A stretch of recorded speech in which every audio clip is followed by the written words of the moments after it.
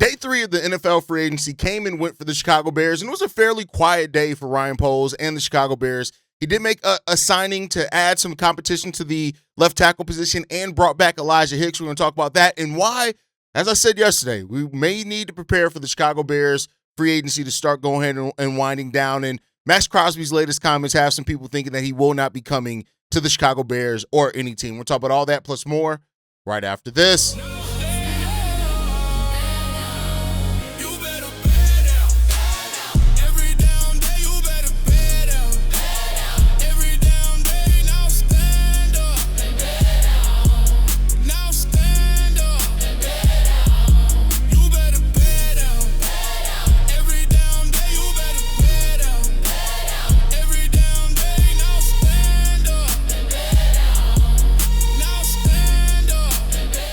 What's going on, Bears fans? Welcome to another episode of Chicago Bears Central, your number one spot for everything Chicago Bears related. I'm the host there, Haize, but more importantly, you guys can follow the channel at Chi Bears Central on every social media platform we happen to be on. With that said, let's go ahead and get into this content today, y'all. And let's start off with the Chicago Bears as we are. We're recapping day 3 of free agency. We're now in day 4. We'll see what Ryan Poles gets to work with. But a fairly quiet day for the Chicago Bears. They brought some more depth pieces in.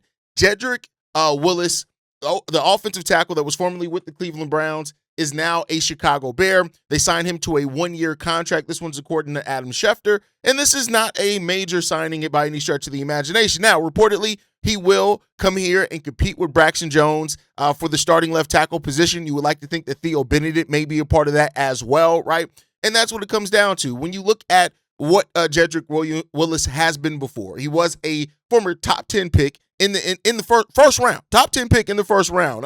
Clearly. But you look at what he looked like after his rookie year, where he looked like he was a guy that was on, he was going to become the franchise's left tackle. You look at injuries and how they affected him in both 2023 and 2024. He played 13 total games combined between those 2 years and sat out last season as well to let his body heal. Now, this is a guy, though, that does not allow a lot of sacks, right? You look at his last season that he played, he allowed 3 sacks, so take that for what you will into that case. So now this is an opportunity for Jedrick Wills to get his career back on track. That's really what this is. This is a prove-it deal, which Ryan Poles has given the players in the past before for them to have an opportunity to actually prove something not only to the Chicago Bears, but to the NFL at large. And that's what this deal is for Jedrick Wills. We'll see what happens there. We know that as Ozzie Trapillo recovers, who is our actual long-term starting left tackle, this is to add some competition to that room. So Willis is somebody who may not make the final 53-man roster. For some reason, he does not look ready to go. He's somebody that could end up coming in and starting and maybe even looking pretty damn good for the Chicago Bears, right? So we still have to make a long-term decision right now. Ozzie Trapillo was transition tagged, so we got to see what they're going to do long-term with him. More than likely, he's going to come back. I would expect them to bring in more competition to that left tackle room. Theo Benedict's a guy they've already, invested years in, so I wouldn't be surprised with that. But Jedrick Wills coming to the Chicago Bears.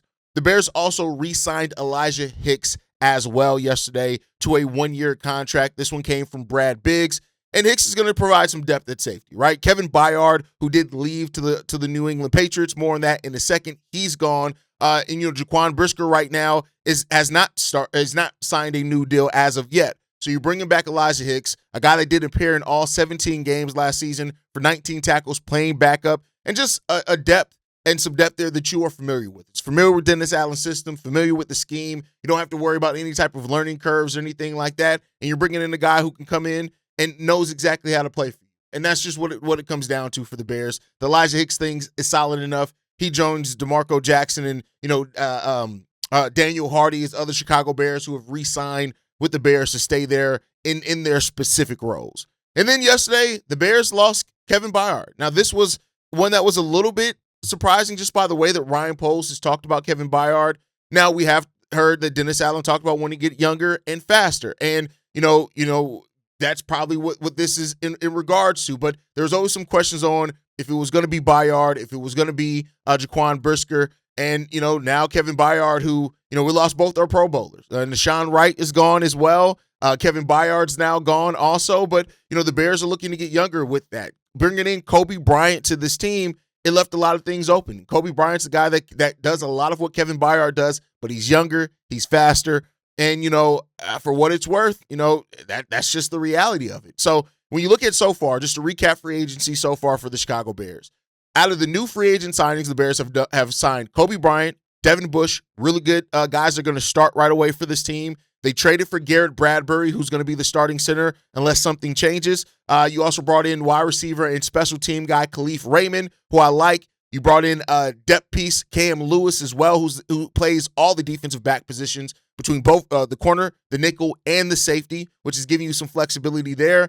And then you've also signed defensive lineman because he plays both the edge and the interior in Kentavious Street, and now Jedrick Wills Jr., the offensive tackle. So that's what the Bears have done so far. And for what it's worth, now after those moves, the Bears still sit above the salary cap. That's still where they are right now, is above the salary cap. So something else is coming just to create space so we can sign our draft picks.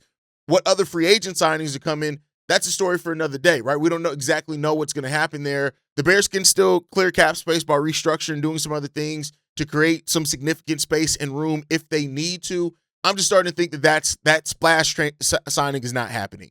And, that's what a lot of fans want to see. They want to see that splash signing. I was in the comments with somebody yesterday on the YouTube channel, and they were saying how, like, oh, well, we're going to bet on a bad rookie. It's like, just don't get a bad rookie. Like, I get it. Maxx Crosby is a great talent, and I would love Maxx Crosby on this team, and we'll talk a little bit more about why that may or may not happen in a second, but it's just unlikely. But the Bears sit right now at $4 million above the salary cap. That's where they sit right now. So, again, they're going to have to create $10, $11 million just to sign their draft picks, which means that because they're $4 million over, you're talking about they got to create another $15, $16 million, to just get into the spot to be able to do that, much less do anything else with the roster as far as a big signing. But we'll get into that here in a second.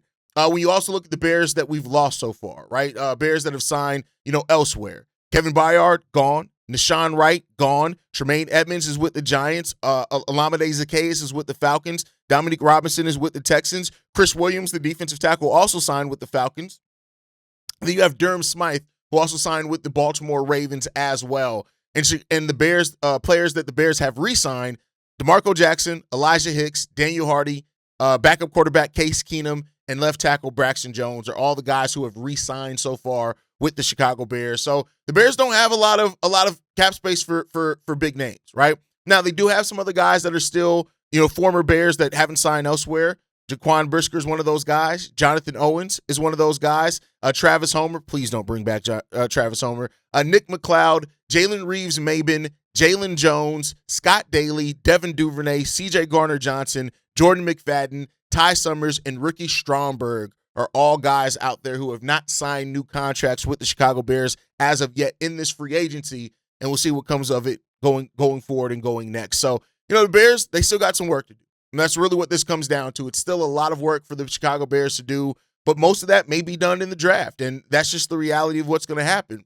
But for what it's worth, Caleb Williams continues doing this thing in regards to, Caleb and Maxx Crosby and their relationship there. So that gets us to the next topic, right? Caleb Williams, was reacting on Twitter, right? And he reposted a post from Louis Riddick on Twitter that said that yesterday's price is not today's price. And Caleb wrote, "Yep, Bears are getting Crosby." So here's the thing, right? And Maxx Crosby himself Maxx Crosby after the trade tweeted this: "Everything happens for a reason. Believe nothing you hear and half of what you see. I'm a Raider. I'm back. Run that shit." That's what he tweeted, right? So these two things have both gotten Bears fans back excited, and they've gotten Bears fans back like, damn, is it not going to happen? And I want to keep pushing this and telling you guys, the most likely scenario in this case is that we're not getting Maxx Crosby. And no, that does not mean that they can't still upgrade the edge. This one thing that in doing this job that I realize is a part of doing this job is reminding some of y'all that rumors aren't always truth, and stop allowing the rumors to become your opinion, or you get so attached to them that then that becomes exactly what you want to see and you get disappointed when it's not. Maxx Crosby to the Chicago Bears, where the Bears are and what would have to be given up for Maxx Crosby was always a long shot. Now, I did say, as many other people will tell you, that because of the missed physical and the trade that got rescinded, basically, it's still called, Make your best offer, still see whatever in reality that you can offer, but it still may just not be enough. And that's just the reality that's here. It may not lead to Maxx Crosby becoming a Chicago Bear. Trey Hendrickson is already on his way to Baltimore. But don't make that let you think that that's the only way to improve. And it's funny how we seen so many impact rookies last year for the Chicago Bears. Poston Loveland, Kamanan guy is a 7th round pick, right? Luther Burden. These guys made impacts in year one, but I see so many of you guys acting like it's impossible for a rookie to make an impact for the Chicago Bears on that edge. Stop making it, stop thinking that you need some 15-sack monster to make the Bears a competent pass rushing team. You don't need that either. You need consistent pressure from the interior. You need edges. You need depth. And you need scheme. And you need solid play from cornerbacks. I've told you guys before, the pass rush and the pass coverage are intrinsically linked, that you have to have those two together. They help you. When you have a consistent pass rush, it helps your cornerbacks. When you have cornerbacks that can cover really well, it gets those defensive linemen and overall anybody who blitzes more time to actually get to the quarterback. So let's just pump our brakes. I've just seen way too many people in the last 3 days act like it all comes down to either if the Bears get Trey Hendrickson or Maxx Crosby to improve your pass rush. That's just not the reality of it. It'd be nice. It'd definitely be a huge shot in the arm like some Bane Venom. It would absolutely be that. But in reality, that's not exactly what you need all the time to make a considerable improvement. And by improving other facets of the game, bringing in somebody with speed like Devin Bush as well, right? Doing those type of things helps with that. Dennis Allen already has a scheme to where he doesn't run 3 traditional linebackers to bring a faster cornerback in there on some blitzes. That's creative. He wasn't able to do that as much last year with all the injuries in the secondary. So just calm down a little bit on it, fans, is all I'm saying with this one. Yes, I would love to add Maxx Crosby. We saw what Maxx Crosby did to the Chicago Bears, and he is a hell of a talent. But that's not necessarily the only thing that can improve the Bears. And again, the Bears have to look at this not just in the now, they also have to future forecast. We already went down from having nearly $70 million in cap space next summer to now down to 51. $20 million got eaten into that. And so when you think about restructuring, adding another contract, things like that, this is why if you're going to add a contract the size of that and some of the size of the ones that teams around the NFL have done, you better make sure that you got your quarterback locked in long term. The Bears don't. You better make sure that you are at a place where you're going to be a true championship contender. If the Bears don't improve other spots as well, they're not going to do that either, right? So it comes down to that part of it. And I get it. Like I said, I don't mean to shit on anybody's hopes. I don't mean to shit on anybody's dreams. I understand why Bears fans want Maxx Crosby in a Bears uniform. I understand that. But just because we all want that, it does not mean that you can't also have some reality in it and realize it may not happen. And then you have to pivot, much like Ryan Poles and Ben Johnson and Dennis Allen are going to have to do, is pivot and find out, okay, how can we continue to improve this team? And that is what this is about. And if you don't think there are some improvements for this team to be making in the draft, then I just don't know what to tell you. Go and up your draft knowledge a little bit. There are edges that can absolutely help in this draft, whether they're proven even though they're not proven in the NFL yet. That's why you project. That's why you look at their skill set. That's why you work them out. That's why combines exist. That's why all these things are there so you can try to make sure and do your due diligence to pick the right guy. Ryan Poles has shown he can pick guys that can impact right away. Jaquan Brisker and Kyler Gordon, starters right away, right? Starters right away. I'm not even going to go to Caleb Williams. We knew Caleb Williams was going to be a starter right away, so that would be disingenuous for me to say that. Darnell Wright became a starter right away, right? Isaac Trapillo took a little bit, but he was starting by the end of the season. We saw that happening, right? And then you got guys now like as well, like Zay Frazier and these other guys that are going to come in and be able to make an impact. So, and then like I said, I don't understand how Bears fans could see the way that the rookies, once we started playing our rookies more and they started being a bigger part of that offense last year, that's when the offense took off. It didn't take off until really you got Poston Loveland and Luther Burden and Kyle Manon got all going with the veterans that we had here. That's when the offense started firing on all cylinders. So we have veterans on the defense. We got TJ Edwards. Yeah, he's going to miss a little bit of time, but we got that. We got Devin Bush. We got Montez Sweat. Regardless of how we view Montez as a player that does need more help on the opposite edge, this is still a guy that got you 10 sacks. This is still a guy that did that, right? So helping him and getting guys in there that can come support, help take some pressure off that, that's what's going to take this defense to the next level. It's not going to be about making the biggest splash signing and that being your move, and then it straps you in other places. Not yet. Now, could that come next offseason with what they do this offseason and how they set up themselves, hopefully in 2 drafts, to then get that done to where they have those cost-effective young scale deals that are going to be good? Hopefully, right? You got to get ready for Darnell Wright. You got to get ready for Caleb Williams' extension. But hopefully you can make a big swing by clearing, restructuring, whatever it is at that point in time. So, those things are out there. Those are options that are at the Bears' disposal. But let's not just act like it all comes down to whether you are trading for Maxx Crosby or not. And that's just something like, I don't mean to be on my TED Talk shit or anything like that, but I do think it needs to be said because there's just so many people that are so wrapped up in this it has to be Maxx Crosby thing that I need more Bears fans to just wake up a little bit. It doesn't have to be Maxx Crosby to improve it. That is a more straight line improvement that you can see based off what he's done. But then, like we said, the injuries are there. Things like that are there. So we'll see, right?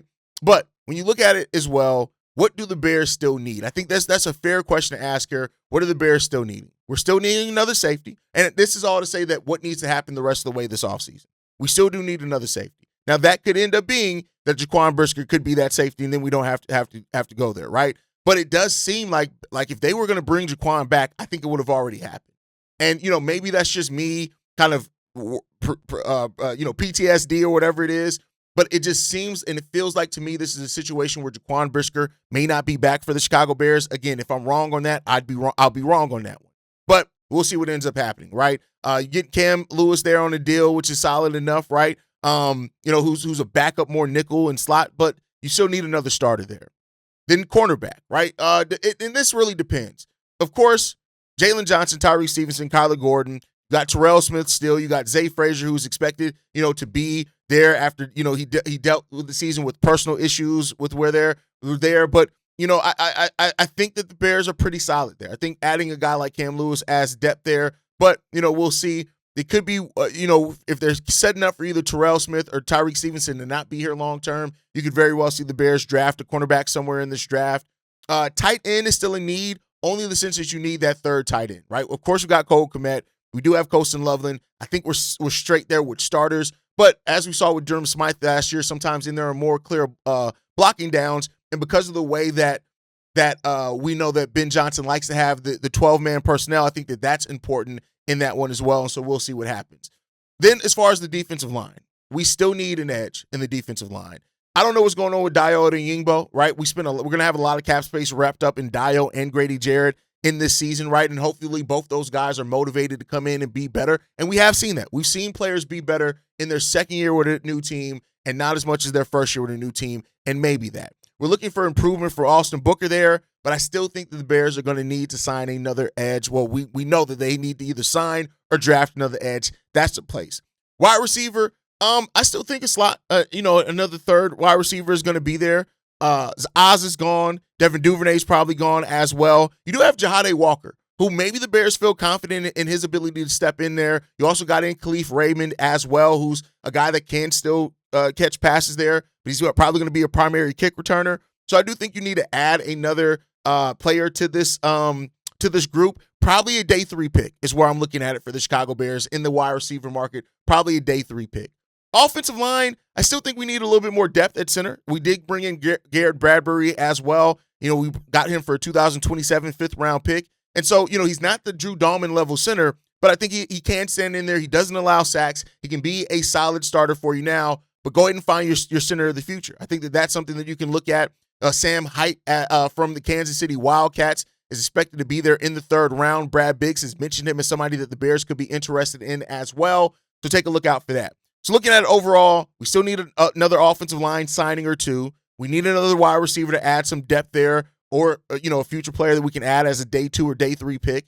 Defensive line, we already know that. Edge is a huge need for the Chicago Bears team. We need to figure that out. And then depth signings in the tight end, maybe depth signings with the cornerback, but then we still need one more starting caliber safety in this as well to add to this team. So the Bears still got starters they need to add. Starting center, starting edge, unless you feel like Austin Booker is going to do that, which is going to be a tough sell for Bears fans already, right? But, expect that. Another wide receiver, and then you probably need to draft your center of the future if you can find one in this draft. And if you do, great, right? Especially after losing Drew Dahlman, if you can get a center of the future in this draft, that'll be great for the Chicago Bears as well. So those are things to look out for on day 4 of free agency for the Chicago Bears, as day 3 is in the books. And this week is going by fast, man. This is a fast week that's going by for the Chicago Bears.